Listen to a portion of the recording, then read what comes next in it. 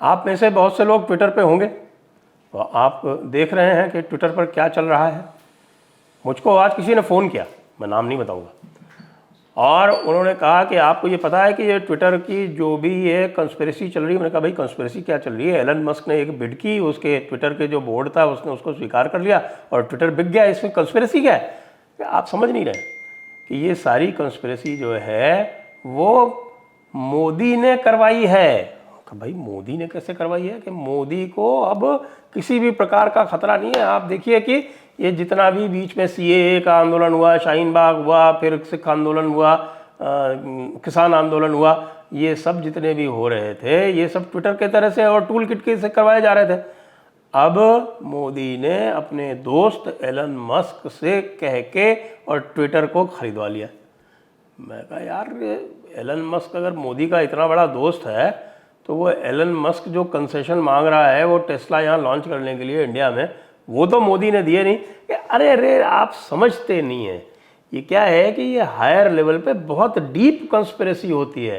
ये जानबूझ के पहले से प्लान्ड था और इसीलिए मोदी ने जानबूझ के इसको कंसेशन नहीं दिए जिससे कि बाद में इसका नाम नहीं आवे।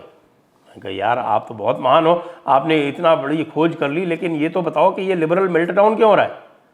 बाकी तो तब ठीक था, लेकिन शॉन किंग जो है वो कह रहा है कि साहब कि ये क्या हो रहा है, तो ये वाइट सुप्रीमेसिस्ट है एलन मस्क, और ये वाइट सुप्रीमेसिज्म आ जाएगा अगर ट्विटर एलन मस्क के हाथ में चला गया। इसको आप कैसे, इसका क्या जवाब देते हैं? कि नहीं ये भी सब मोदी का ही षड्यंत्र है। कि यार मोदी का षड्यंत्र, वाइट सुप्रीमेसिस्ट, बात तो समझ में नहीं आ रही। लेकिन फिर आप ये भी बताओ वो जमीला जमील क्यों चली गई? इसी वजह से चली गई, वो भी वाइट सुप्रीमेसिज्म में, रेसिज्म में नहीं रहना चाहती। कि यार फिर प्रियंका चतुर्वेदी क्या हो गया? प्रियंका चतुर्वेदी भी वाइट सुप्रीमेसिस्ट है क्या?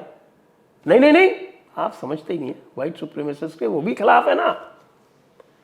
मैं कहा यार मोदी और कुछ हो, वाइट सुप्रीमेसिस्ट तो नहीं हो सकता, क्योंकि मुझे तो किसी भी तरह से वो गोरा दिखाई नहीं पड़ रहा। यार आप क्या है, आपकी आंखें बंद हैं, आप मोदी भक्त हो गए हो यार। कि मैं कैसे मोदी भक्त हो गया हूँ? मैं तो मोदी की आलोचना समय समय पर करता रहता हूँ।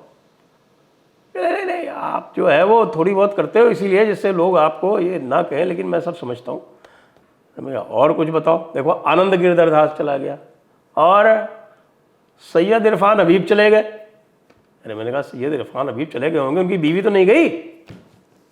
उनकी बीवी कौन है? अरे अतिया जैदी, जानते नहीं उसको? कि अच्छा बीवी नहीं गई और हस्बैंड चला गया। मैंने कहा पुण्य प्रसून वाजपेयी क्यों चले गए? अगर भाई इस डर से गए हैं कि साहब को वो मोदी के हाथ में आ गया है, तो जितने भी मोदी के विरोधी हैं वो सब अब ट्विटर छोड़ के चले जाएंगे क्या? लगता तो यही है। शिवम विज भी ऐसे ही कह रहा था। वो शिवम विज कौन है? अरे भाई एक वो है ना, वो क्या नाम है उसका, वो चिंदी सा, दिल्ली दूरस्थ वाला। लेकिन मैंने कहा भाइयों ये तो बताओ कि वो तो ये कह रहा है कि जितने भी मेरे वर्स्ट क्रिटिक्स हैं वो सब ट्विटर पे ही रहे। ये तो सब दिखाने वाली बातें हैं। अब आप देखो कि कैसे जो है वो ट्विटर का कायाकल्प होता है। मैं कहा यार कायाकल्प हो जाए तो अच्छा है। मेरे को तो 1.5 साल से इन लोगों ने शैडो बैन लगा रखा है, मेरे तो फॉलोअर बढ़ने ही नहीं देते। और कभी किसी दिन बढ़ जाए ना, अगर मान लीजिए अचानक कोई इस तरह का कोई ट्वीट वायरल हो जाए और 2-3 हज़ार बढ़ जाए तो अगले ही दिन उसके ऊपर बिल्कुल बैन लगा देते, फिर उसके बाद 10 दिन तक नहीं बढ़ने देते। तो हो सकता है मेरा इन्होंने ब्लू टिक हटा लिया था, वो भी मिल जाए। यही तो है ना, आप सारे लोग बहुत खुश हो रहे हो, हम सब समझ रहे हैं, लेकिन ये कोई ऐसी बात नहीं है। हमारे पास भी लोग बैठे हैं, हम जेफ बेजोस से कहेंगे कि वॉशिंगटन पोस्ट छोड़ दे और ट्विटर को वापस खरीद ले। लेकिन जेफ बेजोस की औकात थी अगर, तो वो पहले ही क्यों नहीं उसने कंपीटिंग बिड डाल दी? कंपीटिंग बिड तो डाल ही सकता था। तो भाई नहीं नहीं नहीं नहीं, आप कुछ समझते नहीं हैं। इकोनॉमिस्ट ने आर्टिकल लिखा है। क्या लिखा है भाई? इकोनॉमिस्ट ने आर्टिकल लिखा है कि ये ट्विटर की जो परचेज है फ्री स्पीच के नाम पर, ये फ्री स्पीच एब्सोल्यूटिस्ट जो है ये बिल्कुल गलत है, क्योंकि एब्सोल्यूट फ्री स्पीच कोई नहीं होती। फ्री स्पीच वही होती है जिसको हम सर्टिफाई करें। और ये जो परचेज है, दिस इज कैपिटलिज्म गॉन रोग। तो भाइयों यदि इसका कोई आपके पास उत्तर हो तो आप कृपया नीचे जो कमेंट बॉक्स है उसमें हमें अवश्य दे देना, क्योंकि वो भाई साहब फिर रात में 10 बजे के बाद जब मैं अपना शो ख़त्म करूँगा तो 11 बजे फिर से मुझको फ़ोन करेंगे और मेरा दिमाग खाएंगे, तो मेरे पास इन चीज़ों का उत्तर होगा तो मैं उनको ठीक से समझा पाऊँगा। ठीक है ना साहब, धन्यवाद।